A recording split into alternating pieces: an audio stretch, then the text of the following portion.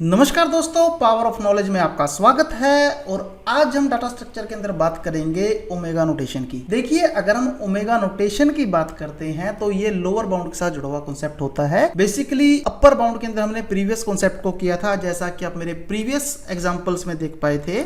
मैं आपको एक बार दिखा देता हूं कि यहाँ पर जो मेरे पास अपर बाउंड है, आपकी टोटल वर्किंग उससे लेस देन रहती थी। लेकिन जब हम ओमेगा नोटेशन की बात करते हैं तो ये लोअर बाउंड में काम करता है, यानी कि जो आपका वर्किंग स्टाइल है, ये वर्किंग स्टाइल हमेशा आपके लोअर बाउंड से अप रहे। ये आपका वर्किंग स्टाइल आ गया, ये आपका लोअर बाउंड आ गया। अब आप यहाँ पर देख रहे हो कि जो CGN है, यानी कि जो हमारे पास टाइम ऑफ कॉम्प्लेक्सिटी है, वो हमेशा कम है। तो ओमेगा नोटेशन स्पेसिफाई करती है यहाँ पर बेस्ट केस सिनेरियो को। बेस्ट केस सिनेरियो हमारा क्या होता है, जहां पर वर्किंग को रिप्रेजेंट करने के लिए हमें कम से कम एफर्ट करने पड़े। सपोज कीजिए मैं किसी लाइब्रेरी के अंदर जाता हूं, मुझे लाइब्रेरी से किसी बुक को फाइंड करना है और लाइब्रेरी में एंटर करते ही वो बुक मुझे सामने टेबल पर पड़ी मिल जाती है।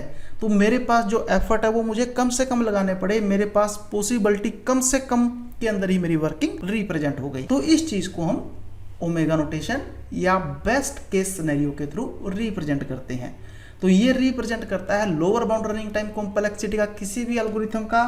तो अगर हम कभी भी एल्गोरिथम की कॉम्प्लेक्सिटी को ओमेगा के अंदर रिप्रेजेंट करना चाहते हैं तो इसका मतलब ये है कि एल्गोरिथम कभी भी कंप्लीट नहीं होगा लेस टाइम में ओमेगा नोटेशन के अलावा। यानी कि जितना लेस टाइम हमने ओमेगा नोटेशन में दे दिया है, इससे कम टाइम के अंदर हमारा एल्गोरिथम खत्म नहीं हो सकता। It would take at least take the time represent by omega notation, कि जो ओमेगा नोटेशन को रिप्रेजेंट करके आपके पास टाइम आया है उससे कम टाइम ये नहीं लेगा किसी भी केस में।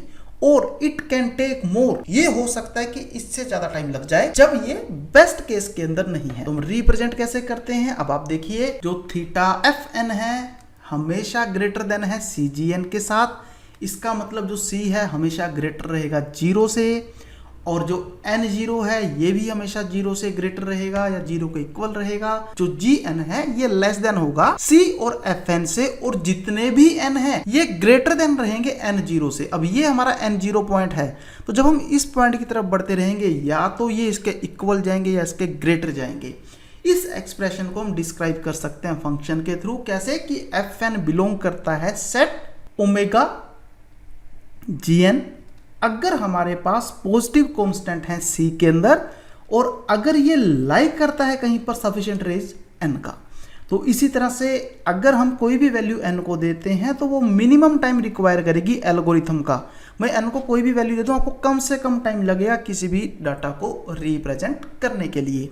तो फ्रेंड्स, हमारी आज की क्लास में इतना ही था। Thank you very much.